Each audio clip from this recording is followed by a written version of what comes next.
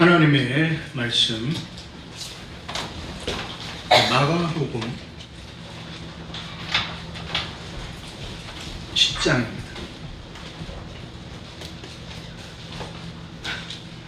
마가복음 10장 17절에서 22절 말씀이 되겠습니다.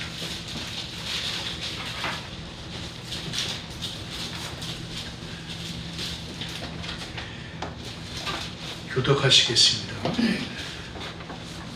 예수께서 길에 나가실새 한 사람이 달려와서 꿇어 앉아 묻자오되 선한 선생님이여 내가 무엇을 하여야 영생을 얻으리까? 예수께서 이르시되 내가 어찌하여 나는 바라는 것이냐 나는 영생에 선하리라 얻으리라. 내가 계명을 안 하니 살인하지 말라, 간음하지 말라, 도둑질하지 말라, 거짓 증언하지 말라, 속여 빼앗지 말라, 내 부모를 공경하라 하였느니라. 그가 여자오되 선생님이여 이것은 내가 어려서부터 다 지켰나이다. 예수께서 그를 보시고 사랑하사 이르시되 내게 아직도 한 가지 부족한 것이 있으니 가서 내게 있는 것을 다 팔아 가난한 자들에게 주라. 그리하면 하늘에서 보화가 내게 있으리라. 그리고 와서 나를 따르라 하시니 그 사람은 정이 많고 이 말씀을 위하여 천분깃을 벗기고 근심하며 가니라. 할렐루야. 한번 앞뒤 좌우 옆 사람을 인사하겠습니다. 잘 오셨습니다.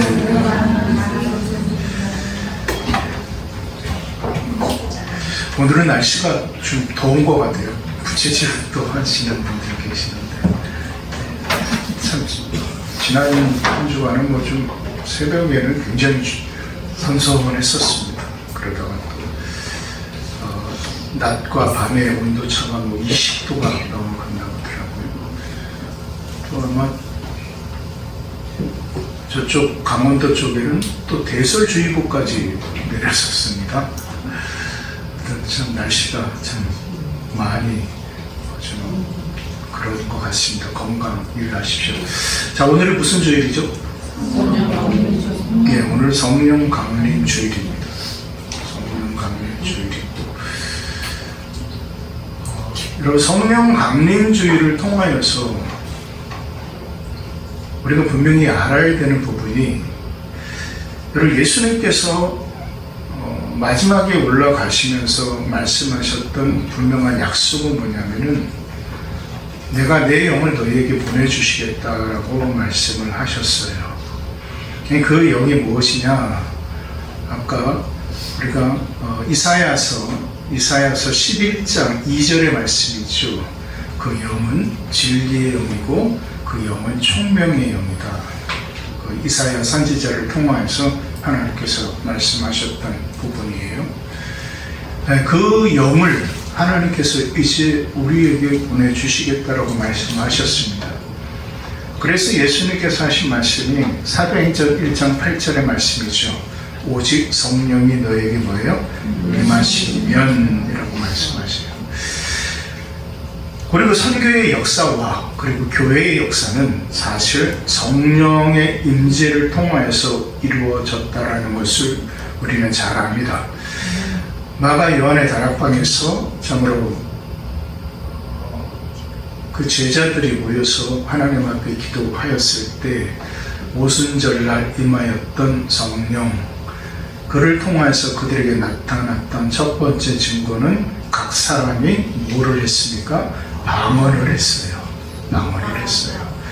그런데 그 방언이 우리 좀 착각하는 부분이 있는데, 우리가 알고 있는 그런 방언의 부분이 아니라 그 방언은 언어였어요. 그러니까 한국 사람이 영어를 말하고 미국 사람이 한국말을 말하고 한 이런 경우예요. 저는 사실 이 경우를 한번 경험한 적이 있었습니다. 제가 영어를 참 못하는데 어느 날 자는데 기도하는데 제가 영어로 기도를 하고 있는 거예요. 제가 영어 진짜 못합니다. 그런데 또 제가 아는 친구 하나는 하나님 앞에 어떻게 기도했냐면은 그렇게 기도했어요. 하나님, 내가 선교사로 나아갈 건데 내가 어디로 가야 될지 그 나라의 언어를 저에게 주시옵소서라고 기도를 했어요.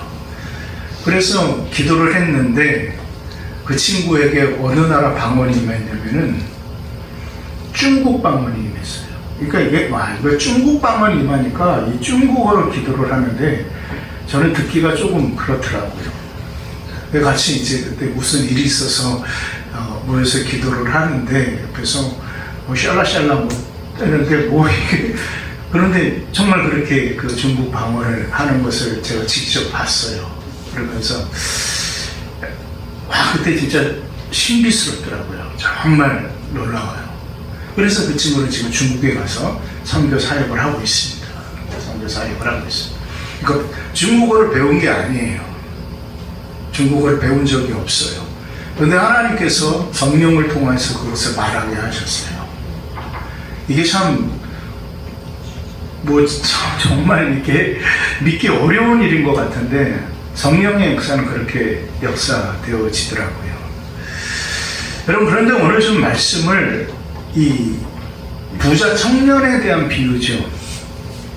근데 오늘 이 부자 청년에 대한 비유의 말씀은 여러분이 잘 많이 들으셨던 말씀이에요. 그런데 오늘 이 말씀을 통해서 저는 조금 다른 각도로 좀 말씀을 보기를 원하는 것이, 예수님을 한 청년이 찾아왔습니다. 그런데 그 청년이 고민이 있었어요. 그 고민이 뭐냐면은 내가 어떻게 하여야 영생을 얻을 수 있습니까? 라는 고민이었어요. 참 기특하기도 하죠. 젊은 청년인데 거기다가 부자인데도 영생에 대한 생각을 가지고 있었고 고민을 하고 있었다라는 그 자체가 참으로 기특하기도 하고 참으로 좋은 청년이라는 것을 우리가 짐작할 수가 있습니다. 그런데 예수님께서 말씀하셔요. 먼저 계명에 대해서 말씀을 하세요. 보세요. 뭐라고 말씀하셨냐면은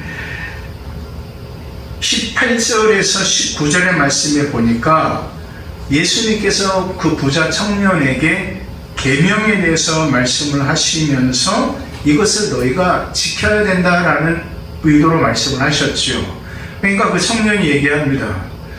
선생님, 저는 이거 다 지켰습니다. 그래서 20절 말씀이죠. 그가 여짜오되 선생님이요, 이것은 내가 어려서부터 다 지켰나이다 라고 얘기를 해요. 이 말씀을 통해서 짐작할 수 있는 것이 이 부자 청년은 어렸을 때부터 뭐에 대한 교육을 받은 친구였다? 율법에 대한, 말씀에 대한 교육을 받은 친구였어요.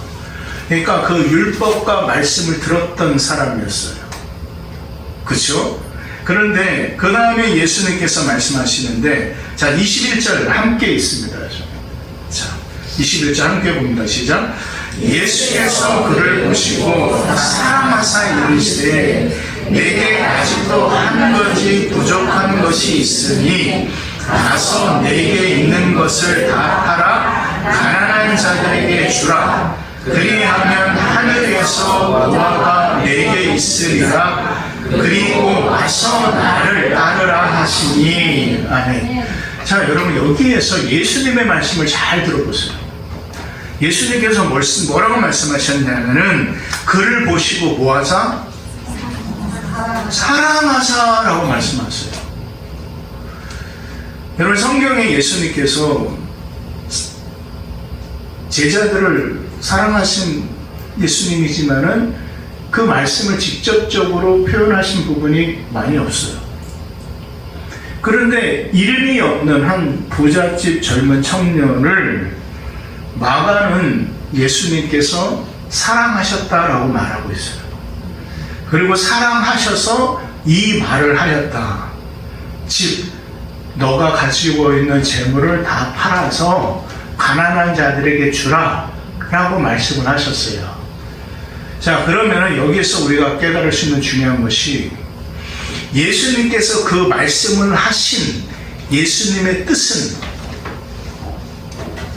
그 말씀보다 그 젊은 청년을 향한 뭐 하시는 마음이에요? 그렇죠. 사랑하는 마음이 있으셨다는 거예요. 그러니까 네 물건을, 내 재물을 다 팔아서 가난한 자에게 주라라고 말씀하신 그 말씀의 핵심의 부분은 예수님의 사랑이라는 거예요. 그 사람을 사랑하여서 예수님께서 그렇게 하라라고 말씀하셨어요. 그런데 그 다음에 말씀을 우리가 함께 있습니다. 자, 22절 말씀 함께 볼까요? 시작. 그 사람은 재물이 많은 거로 이 말씀으로 인하여 슬픈 기색을 띠고 근심하며 가니라. 자, 이제 여기에서 이제 충돌이 일어나는 거예요. 예수님의 말씀과 자기가 가지고 있었던 목적의 가치관이 부딪힌 거예요. 그러니까 자기는 지금 여적껏 살아오면서 이 말씀을 통하여서 무엇을 위하여서 살아왔다라는 것을 짐작할 수 있을까요? 물질을 위하여서 살아왔다라는 것을 짐작할 수 있어요. 그러니까 예수님께서 여기서 말씀하시는 거예요. 네 그 물질을 위하여 살아왔던 삶의 목적을 뭐 하여야 된다는 거예요? 바꿔야 된다는 거예요. 이 말씀을 잘못 이해하시면은 물건을 팔아서, 재물을 팔아서 이웃에게 나눠주라라는 이 단순한 이런 개념으로 우리가 이해할 수 있는데 그 개념이 아니라는 말이에요. 예수님께서 말씀하신 핵심의 부분은 뭐냐면은 네가 지금까지 가지고 네가 지금까지 목적하며 살아왔던 그 목적의 삶의 부분을 바꿔라. 그것이 바꿔지지 않고서는 결탄코 영생이라는 것은 너에게 이루어질 수 없다라는 거예요.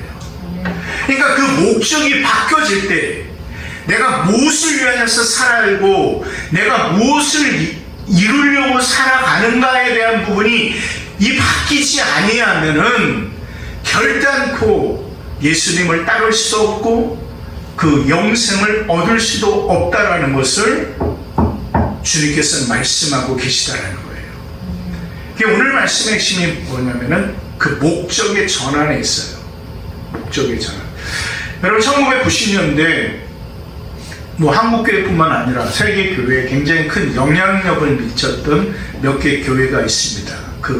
여러분들 아실 겁니다. 미국의 세들백 처치라는 교회를 아실 거예요. 릭 워렌이라는 목사님이에요. 우리나라에도 여러 번 오셨던 목사님이에요. 그분이 쓴 책 중에 목적이 이끄는 삶이라는 책이 있습니다. 아주 좋은 책입니다. 여러분 서점에서 뭐 보시면은 아니면 독서실에 가시게 되면은 뭐 주저하지 마시고 선택해서 읽으십시오. 그 책에 릭 워렌 목사님이 말씀하시는 시작이 뭐냐면은 인간의 삶의 목적이 뭐냐, 인간의 존재의 의미가 뭐냐라는 질문에서 시작이 되어져요. 그러면서 인간의 존재의 의미가 뭐냐라는 것을 이야기를 하면서 깨달아야 될 중요한 사실이 그 하나님께서 그 인간을 위해서 하나님께서는 창세 전에 저와 여러분을 통하여서 가지고 계신 하나님의 목적이 있다라는 거예요. 하나님의 뜻이 있다라는 거예요. 쉽게 말해서. 그러니까 저와 여러분은 뭐가 되어져야 되냐면 하나님의 목적이 되어져야 되는 거예요. 그러니까 그 하나님의 목적이 이 시에 저와 여러분 안에 깨달음으로 이루어질 때 우리가 하루하루 살아가는 삶의 부분이 그냥 살아가는 삶의 부분이 아니라 결국은 무엇을 이루는 삶일까요? 하나님의 목적을 이루는 삶이라는 거예요. 그러니까 하나님의 사람의 삶의 부분은 다른 것이 있는 것이 아니라 내 안에 있는 우리 안에 있는 하나님의 목적을 깨달아 그 하나님의 목적을 위하여서 살아가는 삶, 그것을 하루하루 깨달으면서 나가는 삶이라는 거예요. 바로 그럴 때 그 하나님의 목적이 저와 여러분의 삶을 이끌어 나가는 거예요. 그 하나님의 목적이 이제 저와 여러분의 목적이 되어지는 것이고 그것이 하나님의 비전이 이제 저와 여러분의 비전이 되어지는 거예요. 그러니까 이제 바뀌는 거죠. 내가 이전에는 나의 육신의 삶을 위해서 살아왔는데 그것이 바뀌어지는 거예요. 내가 이전에는 물질을 위하여서 추구하며 살아왔는데 그것이 바뀌어지는 거예요. 왜? 누구의 목적으로 바뀌니까? 하나님의 목적으로 바뀌니까 그리고 그것이 하나님의 목적으로 바뀔 뿐만 아니라 그 하나님의 목적이 나를 인도해 나가고 나를 끌고 가니까 바로 그것이 바뀌어지는 거예요. 그런데 오늘 이 젊은 부자 청년은 그것을 못 바꾸는 거예요. 왜? 자기가 무엇을 위해서 지금까지 살아왔기 때문에, 물질을 위해서 살아왔기 때문에 근심하는 거예요. 그래서 성경에서 말씀하시는 거예요. 뭐라고 얘기하냐면은, 자, 재물이 많다 보니까 22절 말씀, 그 사람은 재물이 많은 고로 이 말씀으로 인하여 슬픈 기색을 띠고 근심하며 가니라. 자, 여러분, 앞에서 17절에서 바로 말씀하신 것은 뭐냐면은, 예수께서 길에 나아가실새 한 사람이 달려와서 꿇어 앉아 묻자오되, 선한 선생님이여, 내가 무엇을 하여야 영생을 얻으리까 했는데, 갈 때는 무엇을 가득 안고 갔어요? 근심을 가득 안고 갔단 말이에요. 예수를 만났는데 근심을 가득 안고 가요. 참, 여러분 어떻게 생각하십니까? 여러분, 물질을 위하여 달려왔던 또 한 사람이 기억합니다. 여러분, 누굴까요? 아주 키가 작은 사람. 삭개오죠. 세리장인 삭개오.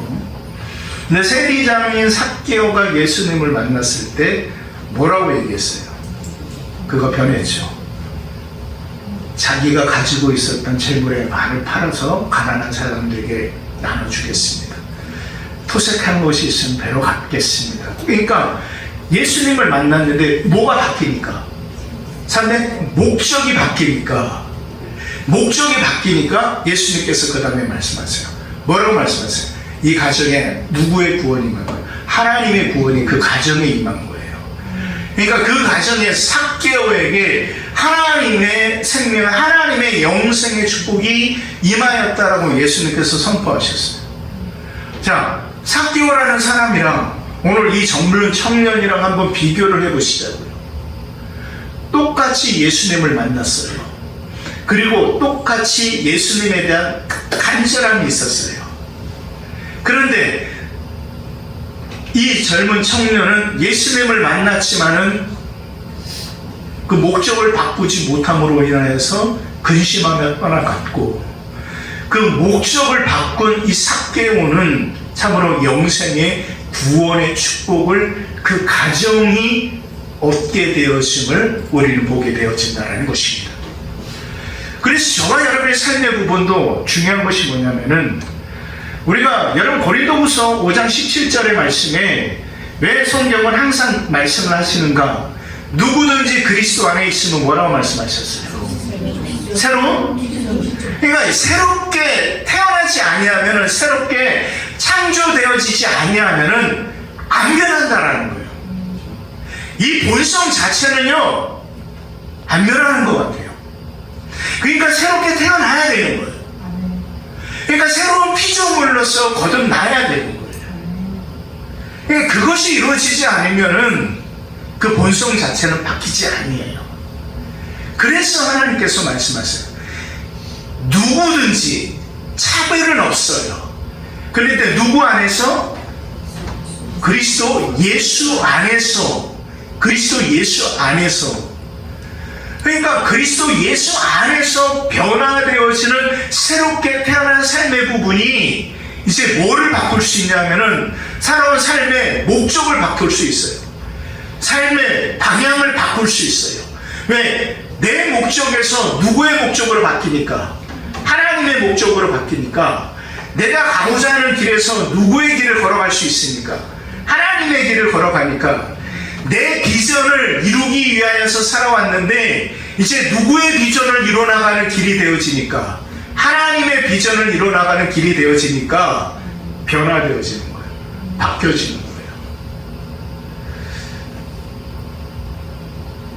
오늘 목사님이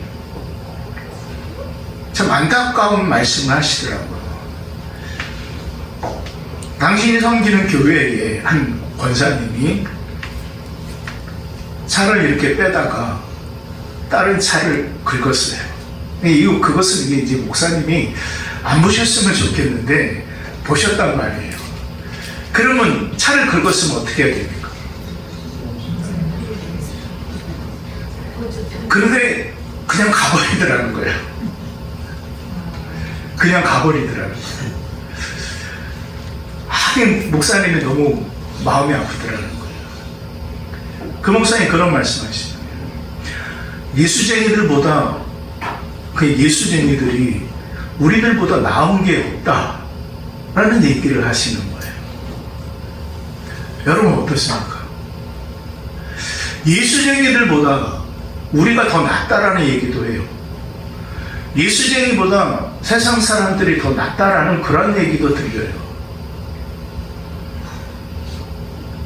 이건 아니지 않습니까? 예수쟁이라면은, 예수를 믿는 사람들이라면은 예수에 대해서 탁월하여서 예수쟁이라고까지 불려진다면은 예수쟁이답게 살아야 되지 않겠습니까? 근데 예수쟁이답게 살아가는 삶의 부분이 자꾸만 나의 노력으로 인하여서 나의 힘씀을 통해서 이루어내려니까 안 되는 거예요. 왜? 사람이라는 것은요, 본질 자체가 뭐예요? 악해요. 그래서 그 모든 것을 항상 덮으려고 하고 자기 자신의 죄를 감추려고 해요. 감추려고 해요. 그러다 보니까 무너지고 그러다 보니까 깨어지는 거예요. 그래서 하나의 거짓말이 또 다른 거짓말로 덮고 이것을 또 덮으려니까 또 거짓말을 해야 되고 하는 그런 현상들이, 현실들이 오게 되어지는 거예요. 그럴 수밖에 없어요. 그래서 우리는 뭐 해야 되냐면은 변화되어지고 새롭게 태어나야 된다는 것이에요. 그렇지 않으면은요, 결코 변화될 수가 없고 바뀔 수가 없습니다. 그래서 제가 요즘 성경을 읽으면서 참 재미있는 부분을 지금 본 것이 뭐냐면은, 여러분 성경에 볼 때 많은 인물들이 나오는데 가장 부귀 영화를 누린 사람이 누구라고 생각하십니까? 누구예요? 솔로몬이에요. 그리고 이 솔로몬은 다윗 아버지의 그 영토보다 더 큰 영토를 치리하고 다스렸었어요. 근데 그 사람이 마지막에 어떻게 그 제위 40년 동안 살다가 죽었는데 어떻게 죽었는지는 모르겠어요. 근데 우리는 그냥 솔로몬을 뭐의 왕이라고 얘기를 해요? 지혜의 왕이라고 얘기를 하죠. 그가 하나님 앞에 뭐를 드렸어요? 일천 번제를 드렸어요. 제가 전에 섬기던 교회에 일천 번제를 드리는 권사님, 집사님들이 많이 계셨어요. 그 매일마다 감사원금 봉투에 어떤 교회는 일천 번제 헌금 봉투가 따로 있더라고요. 근데 그건 사실 그런 식으로 헌금을 하는 것은 성경적인 것은 아닙니다. 그런데 솔로몬이 일천 번제를 드렸다는 핵심의 부분은 뭐냐면은 그만큼 그가 하나님 앞에 간절했고 그가 왕으로서 이것을 어떻게 다스려 나가야 될 것인가에 대한 하나님을 신뢰하고 하나님의 도움을 구하였다는 거예요. 근데 그가 나중에는 타락하였죠. 그게 부인만 몇 명이었어요. 1000명이었단 말이에요. 부인만 1000명.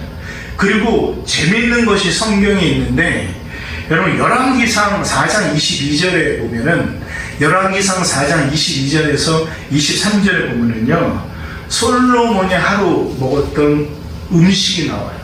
그러니까 솔로몬과 그 부인들, 그 가족들이 먹은 게 얼마가 나오느냐면, 가는 밀가루 30고드. 이게 어느 정도냐면은 660리터예요. 그러니까 660리터를, 즉 1리터를 키로를 생각하시면 편하니까 660kg란 말이에요. 거기에 이제 고운 밀가루가, 이거 배예요. 배 60고루. 그러면 몇이에요 이게? 1320. 그러니까 1톤이 넘는 거예요.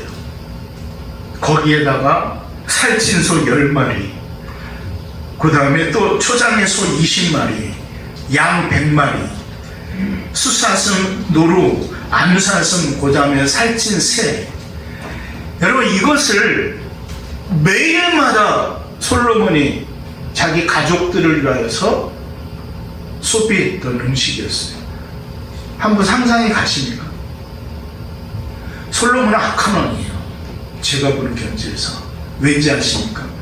여러분, 그 당시 그 밀가루 한 줌을 만들기 위하여서 얼마나 그 백성들이 얼마나 많은 시간을 투자해야 되고 얼마나 많은 노동을 해야 되는지 아십니까? 지금처럼 뭐 밀가루를 그 밀을 넣어서 각 기계로 쑥 뽑아내는 게 아니라 그걸 먼저 동물 소나 말로 다 그 밟아갖고 그것을 이제 또 맷돌에 갈아서 그것을 고운 밀가루를 참으로 거기에서 소분하기 위해서는 그 백성들의 그 땀과 그 노동력은 어마어마한 거죠. 그런데 상상을 해보십시오. 그것을 하루 이틀도 아니라 매일마다 그렇게 소비했어요. 그는 태어날 때부터 뭐를 가지고 태어난 사람이에요. 금수저를 가지고 태어난 사람이에요. 그러고 나서 그가 이제 깨달은 것이 뭐예요? 헛되고 헛되니 모든 것이 뭐예요? 헛되도다라는 것을 비로소 깨달은 것이죠. 그것을 통해서 회개는 하고 갔구나라는 것을 진정을 하는 거죠. 그런데 다윗을 보세요. 다윗은 뭐로 태어난 사람이에요? 흙수저로 태어난 사람이에요. 정말 불쌍한 사람이에요. 그런데 그 사람은 달랐어요. 철저하게 그는 하나님에 대한 신뢰를 가지고 있었고 그 사람은요 분명한 목적을 가지고 살았던 사람이에요. 우리 말씀 잠깐 볼까요? 시편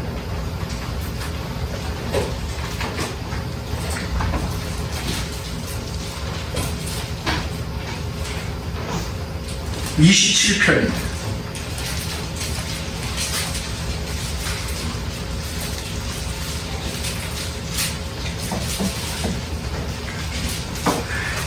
시편 27편 4절 말씀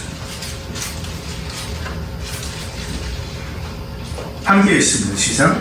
내가 여호와께 바라는 한 가지 일 그것을 구하리니 곧 내가 내 평생에 여호와의 집에 살면서 여호와의 아름다움을 바라보며 그의 성전에서 사모하는 그것이라. 아멘. 그럼 다윗은 왕이 되었어도 그가 양치기로 있었어도 분명한 목적을 가지고 살았던 사람이에요. 그의 목적은 누구였음을 보여? 하나님이었어요. 그의 목적은 하나님의 성전이었어요. 그래서 하나님은 그를 내 마음에 뭐예요? 결국 하나님의 마음에 합한 자는 누구냐? 누구의 목적을 담고 살아가는 사람이다? 하나님의 목적을 담고 살아가는 사람이다. 그래서 그 하나님의 목적을 담고 살아가는 사람이 되기 위하여서 저와 여러분의 영이 누구의 영으로 바뀌어야 되는 거예요? 하나님의 영으로 바뀌어야 되는 거예요. 그래서 성령의 임재가 저와 여러분에게 있어야 되는 거예요. 저와 여러분에게 그래서 성령은 임하여야 되는 것이고 그 성령이 임하여야지만이 저와 여러분은 새로운 피조물로서 태어날 수가 있는 거예요. 그래서 로마서 8장에서 사도 바울이 말씀하시는 부분을 우리가 분명히 좀 살펴봤으면 좋겠습니다. 우리 로마서 8장으로 넘어가서 말씀을 좀 정리하도록 하겠습니다.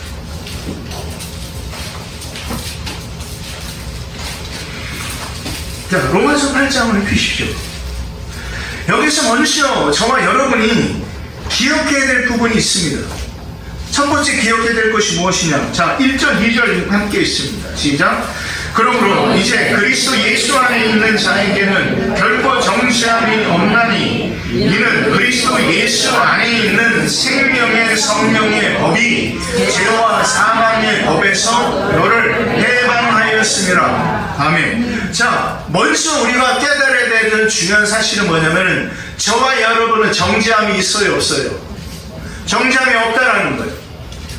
성경에서 분명하게 말씀하시는 거예요.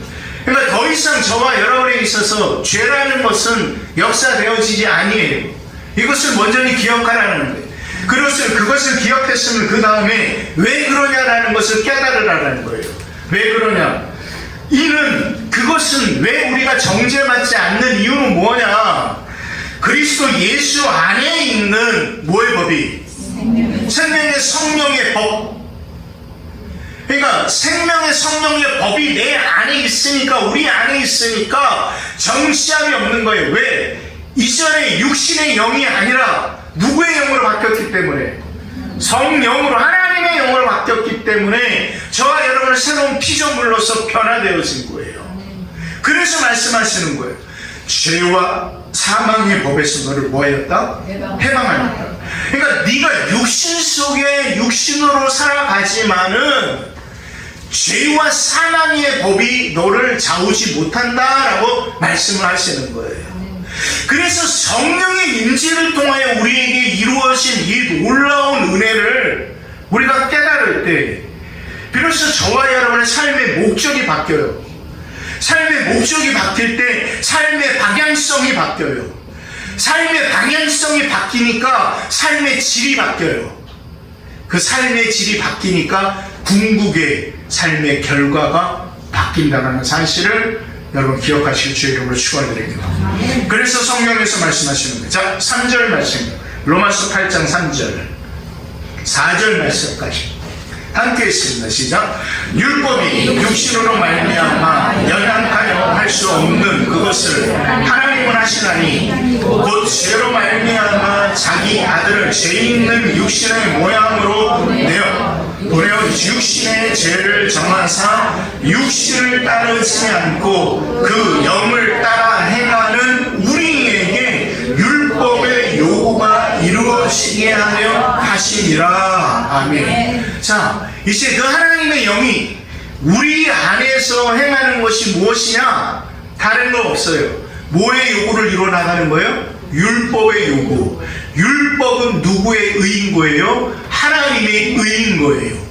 그러니까 그 율법의 요구가 우리 안에 이루어지니까 누구의 의가 우리 안에 이루어진다? 하나님의 의가 이루어진다. 그 하나님의 의가 이루어지니까 더 이상 죄라는 것이, 사망이라는 것이, 육신의 영이 우리 안에 역사되어 줄 수 있어요? 없어요? 없어요. 그것이 누구인 거예요? 목적이 바뀐 하나님의 사람인 거예요. 그것이 예수쟁인 거예요. 그것이 참 그리스도인인 거예요. 그 사람을 깨닫는 거예요. 무엇을 깨닫느냐? 그 다음 말씀 보십시오. 5절, 6절 말씀 함께 있습니다. 시작. 육신을 따르는 자는 육신의 일을, 영을 따르는 자는 영의 일을 생각하나니 육신의 생각은 사망이요 영의 생각은 생명과 평안이라. 이것을 깨닫는 거예요. 이해가 되시죠? 그래서 바뀌어야 되는 거예요. 그래서 삶의 목적이 바뀌어야 되는 것이고 변화되어지는 거예요. 근데 그것이 내 힘으로는 안 된다라는 거예요. 육신의 의지로는 안 되고 육신의 능력으로는 결코 안 되는 거예요. 그래서 예수님께서 말씀하신 거예요. 내가 보혜사를 너희에게 보내주겠다라는 거예요. 그래서 내가 내 영을 너희에게 보내주겠다라는 거예요. 그래서 말씀하세요. 성령이 너희에게 임하시면 너희가 뭐를 받아요? 그래서 권능을 받는 거예요. 그 두나미스, 그것은 저와 여러분의 능력이 아니라 누구의 능력인 거예요? 하나님의 능력이고 성령의 능력으로 살아가는 삶인 거예요. 그것이 하나님의 교회의 삶인 것이고 성도의 삶인 거예요.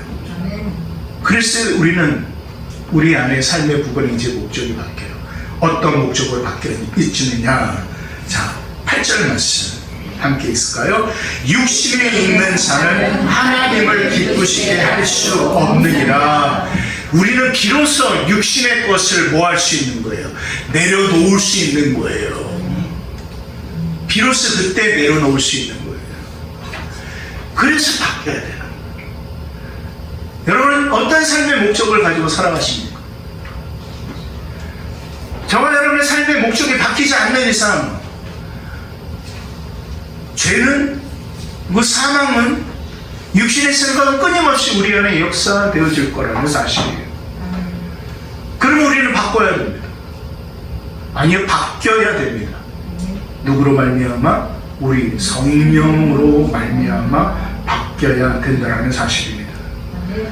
오늘 성령 강림 주의를 통하여서 오늘 한 젊은 부자 청년의 참으로 안타까운 삶의 모습을 바라보면서 그가 하나님의 생명을 구하였지만은 근심으로 떠나갔어요. 그 하나님의 생명을 얻는 것은 목적이 바뀔 때 이루어지는 것을 우리는 오늘 이 말씀을 통해서 보게 되어진다는 것입니다. 사랑하는 성도 여러분, 저와 여러분 지금까지 어떠한 삶의 목적을 가지고 살아왔든지 그것은 중요하지 않습니다. 이제 저와 여러분의 삶의 목적을 무엇으로 살아갈 것인가가 중요하다는 사실을 여러분 기억하시기를 주의 이름으로 축원드립니다. 저와 여러분은 할 수 없습니다. 그러나 우리 하나님은 하십니다. 저와 여러분은 할 수 없습니다. 그러나 우리 성령께서는 하십니다. 오늘 이 성령 강림 주일에 저와 여러분 안에 이루어놓으신 이 놀라운 역사를 우리가 온전히 깨달으며 육신의 생각은 하나님과 원수가 된다라는 이 놀라운 것들을 우리가 깨달으면서 저와 여러분의 삶의 목적을 바꿈으로 하나님의 목적이 저와 여러분의 삶을 이끌어 나가며 하나님의 비전이 저와 여러분의 비전을 이끌어 나가시는, 그래서 그 길 가운데 하나님의 뜻을 온전히 이루어 나가시는 우리 새하늘 모든 믿음의 성도들의 삶이 되어주시기를 제 이름으로 축원드립니다. 기도하겠습니다.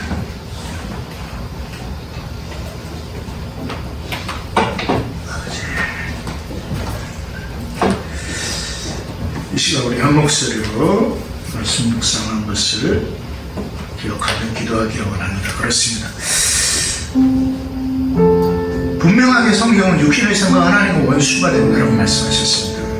그러나 우리 안에는 끊임없이 육신의 생각들이, 육신의 정욕과 소욕들이, 세상의 것들이 우리를 지배하고 다스려 나갑니다.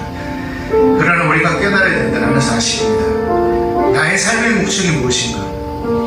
하나님은 나를 하나님의 목적으로 나를 부르셨고 하나님의 목적으로 나를 세우셨는데 하나님의 목적된 내가 그 하나님의 목적대로 살아가고 있지는 않은가?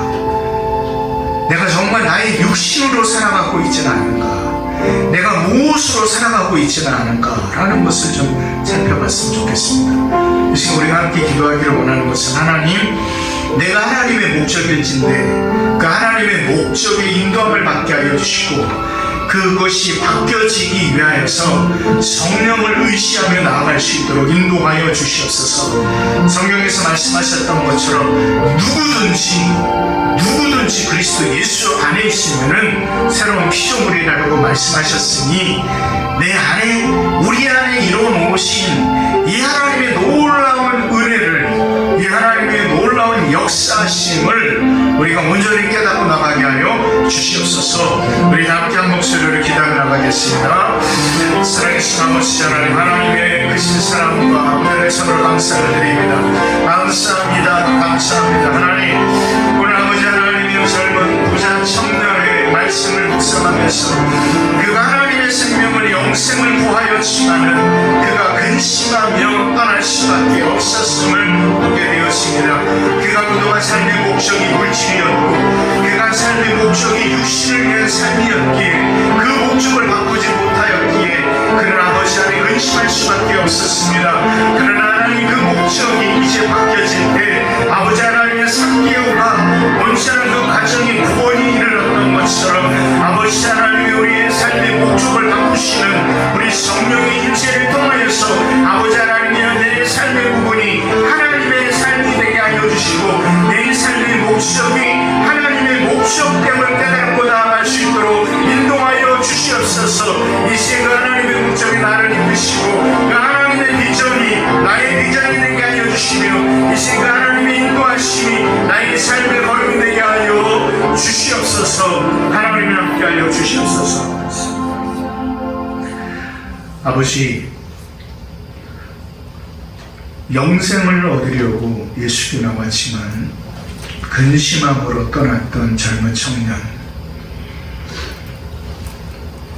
그가 그동안 물질을 위하여 육신을 위하여 살아왔던 그 삶의 목적을 바꾸지 못하였기에 그는 근심할 수밖에 없었음을 오늘 말씀을 통하여 깨닫습니다. 그러나 우리 안에 하나님께서 이루어 놓으신 놀라운 은혜는 성령을 우리에게 보내주셨다라는 사실을 우리가 분명히 깨닫습니다. 그러므로 우리가 육신에 속한 자가 아니요 영에 속한 자이므로 육신의 생각은 하나님과 원수가 되며 영의 생각은 하나님의 뜻을 이루는 생명과 평안임을 분명히 믿사오니 우리 사는 모든 믿음의 성도들 하나님 붙들어 주셔서 하나님의 목적된 나 자신을 발견하게 하여 주시고 하나님의 그 길 되시고 하나님의 비전된 나의 삶의 길이요 나의 비전을 우리가 예수 그리스도 안에서 찾아나갈 수 있도록 도와주시옵소서. 예수님의 이름으로 기도합니다. 아멘. 또 한 주간도 은지름 또 말씀으로 승리하시는 여러분이 되었으면 감사하겠습니다. 우리 다 함께 자리에 일어나셔서 축도로 예배를 마치도록 하겠습니다. 이제는 우리 주 예수 그리스도의 은혜와 우리 아버지 하나님의 극전하신 사랑과 우리 성령 하나님의 감화감동 교통하심의 은혜가 온전한 성령의 임재를 통하여 내 삶의 목적이 바뀌고 내 삶의 길이 바뀌며 내 삶의 바람이 바뀌기로 다짐하고 결단하는 내 사랑하는 성도들 머리 위에 그리고 저들의 가정과 자녀와 시생업 위에 이제로부터 영원까지 함께하여 주시옵기를 간절히 축원합니다. 아멘.